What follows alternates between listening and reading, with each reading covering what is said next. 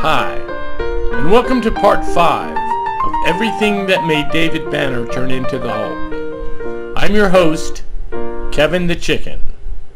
We left off at the end of season 3 on number 114. So let's go ahead and pick up where we left off. Number 115, Meteor Bees. Number 116, captured by government helicopters. Number 117, shot by a tranquilizer dart deep inside an underground government complex. Now these last 3 are from the 2-part season opener called Prometheus. David saw a meteor fall in the mountains and he went to investigate it, and that's when he found the Meteor Bees. I wasn't clear whether the bees were in the meteor or whether they were just pissed off about the meteor and attacked David. I wasn't sure. And after the Meteor Bees attacked him, he got stuck halfway between being David Banner and being the Hulk. It was a condition that mostly seemed to affect his eyebrows for some reason. So the next 2, where he's shot with the tranquilizer dart and where he's captured by the helicopters, he's already halfway to being the Hulk. Number 118, plane fuel explosion. Number 119, having both of his parachute straps shot out from 200 yards. I looked it up in long-range shooting. Anything more than 100 meters, which is about 109 yards. Anything more than that, you have to calculate not just gravity, which is a constant, but also like wind and shit like that. I talked to my friend Chris, who knows more about guns than I do, and he confirmed that there's just no freaking way this guy made this shot. Now, the guy said it was 200 yards, and it's not unheard of for someone to hit a target at 200 yards using a bolt-action rifle like that. But to make a shot like that, you couldn't be just standing there and pull the rifle up to your shoulder and take the shot. But the target is a strap that's at most 2 inches, and it's in motion. Plus, he has to shoot out both of the straps, and that's just not how parachutes work. Once you shot out one strap, the whole thing would just collapse and you would plummet to your death. Number 120, attacked by mobsters in a disco. Now the reason he's grinning like that is because he started the fight. And the reason he did that is because he took an untested drug, again, which was supposed to reduce his aggression, but instead it turned him into an asshole. It's like he's evil now, and he's an evil Hulk, too. Number 121, giving himself an injection in a lake after a car crash. Now, it wasn't clear what this injection was doing. Was it undoing something he did earlier that made him not turn into the Hulk so he could save this girl? Or was it something that was going to make him stop being such a dick all the time? But Bill Bixby doesn't really play evil well. He's not very convincing because he's so mild and he just seems like such a nice guy, you know. But once he turned evil, he started skeeving on the landlord's daughter, and it wasn't really even clear how old she was supposed to be. So I didn't feel like watching the rest of this episode just to figure out what all was going on there. Number 122, 100 billion megajoules. Number 123, 200 billion megajoules. Number 124, just walked into a lab and there's poison gas. Now, sometimes I probably include too much in an explanation of what makes him Hulk out, but sometimes I feel like I have to adequately explain what's going on. Like I could just say, well, he fell down, and leave out the fact that he's getting chased by an alligator or a guy in a gorilla suit. But where would be the fun in that? The reason I say all this is to explain that in this last scene where he walked into a lab and there was just poison gas in there and he almost died, it might feel like I'm leaving something out, you know, like there was something else going on, but that literally was it. He just walked into the lab and there was poison gas in there. And it just goes to show, you know, how everything is relative, how like most guys would go home and their wife would be like, hey, how was your day? Well, I was in the lab and there was this poison gas and I almost died.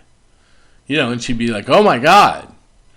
But David Banner, you know, for him, it's like, well, I went in the lab and there's poison gas, and everybody's like, that's all? You know, that's boring. poison gas in a lab but shot from a bazooka by an international assassin. Number 126, thrown into cacti. Number 127, crushed by a car. Number 128, dunked by surfer dudes. Number 129, hung by the neck on some weights while two guys beat up your girlfriend. This is beyond needless cruelty. Who wrote this? I mean, this is like Clockwork Orange level. And worse is that it takes him a good 5 minutes to turn into the Hulk. I mean, for a guy that will turn into the Hulk just from getting a hangnail, this scene goes on like 5 minutes of them harassing this girl, and he doesn't turn into the Hulk.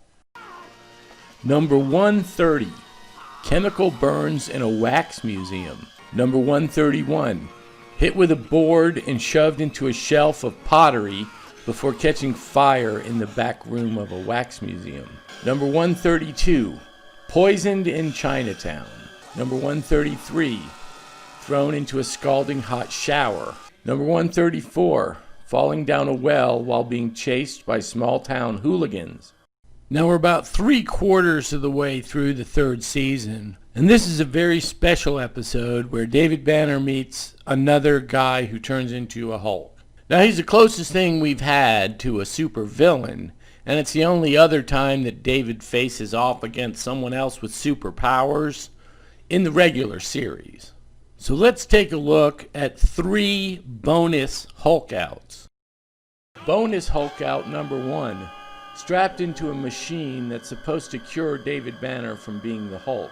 Bonus Hulk out number 2, beat up by old men playing checkers. Bonus Hulk out number 3, strapped into a machine for a second time that's supposed to cure David Banner from being the Hulk.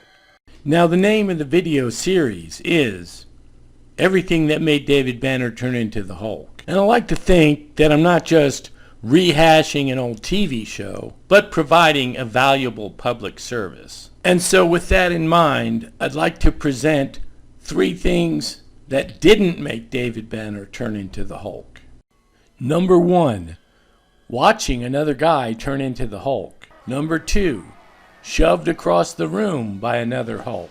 Number 3, pushed to the floor by another Hulk. Now while he seems to have endless patience with this other Hulk that's just shoving him around, the one thing that finally does make him turn into the Hulk, number 135, watching another Hulk destroy the formula that would cure him of being the Hulk. This is the one time I think that we've actually seen him cry as he turns into the Hulk. And it made me wonder what kind of Hulk he would be if he was just really sad instead of angry. Would he turn into a blue Hulk? Anyway, moving on. Number 136, pushed down the stairs in a wheelchair. Number 137, rear-ended by a guy in a truck. Number 138, trying to escape Jack McGee by climbing out a window.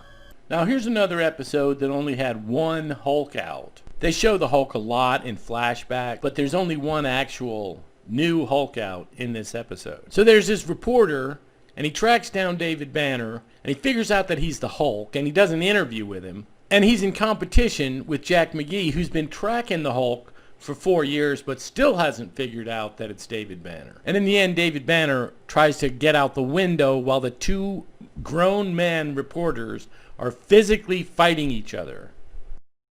Number 139, thrown from the top of a staircase into garbage by mobsters. Number 140, having his face revealed during a wrestling match. Number 141, thrown down a hillside into barbed wire trying to protect a woman and her baby. Number 142, buried alive. Number 143, arm pressed in an industrial iron. Number 144, beat up by an old man backstage at a fashion show. Now that's it for Season 4. There is a very shortened Season 5 that I'm going to go over in the next part, as well as 3 reunion movies from the late 80s, and I'm going to do some analysis as well afterwards. So join me next time and we'll wrap things up. In the meantime, have a nice day. Alright, we're done here.